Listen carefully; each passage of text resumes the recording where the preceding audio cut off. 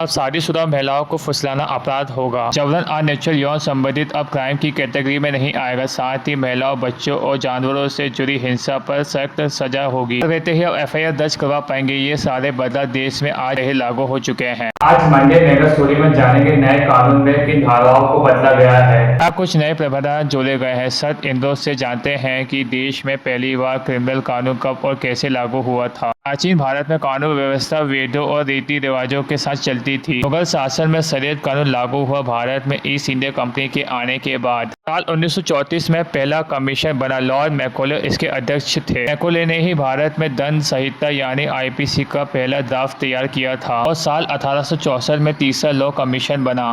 170 सालों तक ये क्रिमिनल कानून बदलावों के साथ देश भर में लागू रहा। 21 दिसंबर 2023 को भारत की संसद ने नए क्रिमिनल कानून को पारित किया। 25 दिसंबर को राष्ट्रपति द्रौपदी मुर्मू ने इसे मंजूरी दे दी। अब IPC की जगह भारतीय न्याय संहिता यानी BNS और CRPS की जगह नागरिक सुरक्षा संहिता और DDN एविडेंस कोड की जगह भारतीय सुरक्षा संहिता नाम होगा। नए कानून में कई धाराओं को बदला गया है। इसमें मर्डर के लिए अब 302 की जगह 101, रेप के लिए 375 की जगह 63, ऐसे ही गैंग रेप, दंगा, दहेज, हत्या का प्रयास, मानहानि, किडनैपिंग, हमला करने जैसी अपराधों की धाराएं भी बदली है। नए कानून में कुछ जोड़ा तो कुछ हटाया भी गया है। खासतौर से बच्चों, महिलाओं को लेकर बड़े अपडेट्स किए गए हैं। सबसे पहले बात महिलाओं को लेकर नए कानून में 4 बड़े अपडेट किए गए हैं। पहला है शादी का झांसा देकर यौन शोषण करना अपराध होगा। धारा 69 के तहत दोषी पाए जाने पर 10 साल की जेल और जुर्माने का प्रावधान है। इस तरह के अपराध में पुलिस बिना वारंट के अपराधी को गिरफ्तार कर सकती है। दूसरा है नाबालिग से गैंग रेप में फांसी। धारा 702 के तहत गैंग रेप और उसकी कोशिश करने पर अपराध में शामिल हर व्यक्ति को फांसी की सजा हो सकती है। धारा 701 के तहत वयस्क महिलाओं के साथ गैंग रेप के आरोप में दोषी को उम्र कैद 20 साल की सजा और जुर्माना हो सकता है। तीसरा है एक्स्ट्रा मैरिटल अफेयर अपराध नहीं होगा। को हटा दिया गया है। अब BNS के तहत धारा 84 के तहत किसी शादीशुदा महिलाओं को धमकाकर पुचकाकर उसे अवैध संबंध बनाना अपराध माना जाएगा। चौथा है 18 साल की कम उम्र की पत्नी से जबरन फिजिकल रिलेशनशिप बनाना रेप माना जाएगा। पहले IPC की धारा 375 में ये उम्र 15 साल थी। देश में लड़कियों की शादी की कानूनी उम्र 18 साल है, लेकिन मुस्लिम पर्सनल लॉ में 16 साल से कम उम्र की शादी की इजाजत है।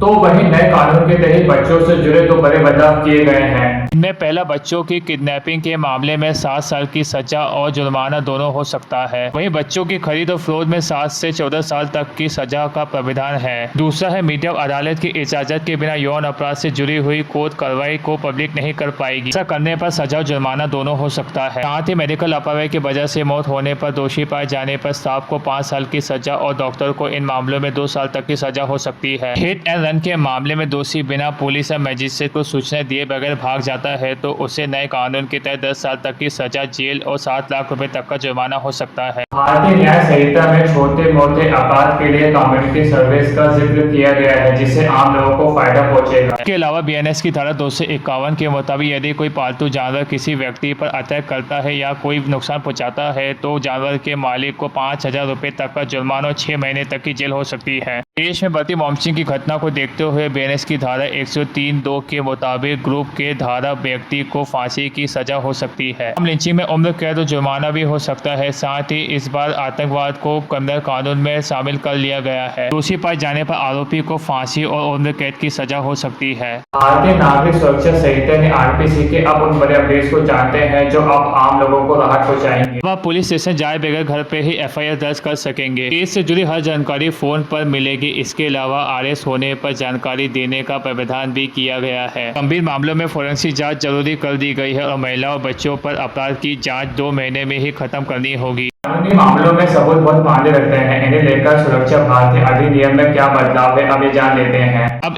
डॉक्यूमेंट को सबूत के तौर पर जोड़ा गया है। प्राइमरी एविडेंस का दायरा बड़ा है। इसमें डिजिटल रिकॉर्डिंग, वीडियो रिकॉर्डिंग को प्राइमरी एविडेंस माना जाएगा। अब पुलिस को दिया गया बयान कोर्ट में मान्य नहीं होगा। इस कानून को लेकर दावा किया जा रहा है कि आम लोगों को राहत मिलेगी, लेकिन कई ऐसे भी लोग हैं जो इस कानून का विरोध कर रहे हैं। आई होप आपको ये इन्फॉर्मेशन अच्छी लग रही है। ऐसी और भी इन्फॉर्मेटिव वीडियोस के हमारे चैनल को सब्सक्राइब कीजिए और हमारे वीडियोस में कुछ इंप्रूवमेंट चाहिए तो प्लीज कमेंट में जरूर लिखें। मिलते हैं नेक्स्ट वीडियो में। जय हिंद।